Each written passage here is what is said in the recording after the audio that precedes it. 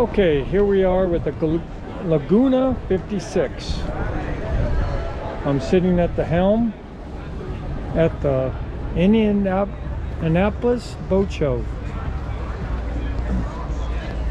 This booth right over here is Alva Yachts. That's what the solar boat that I'm looking at. But they don't have one available to look at. So we're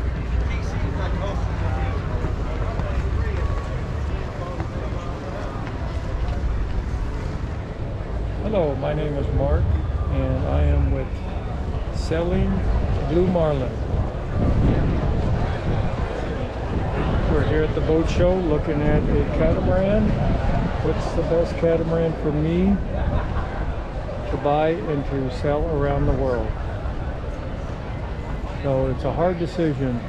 There's so many boats to choose from. So let's take a look at this 46-foot Laguna. We're just on the fly bridge.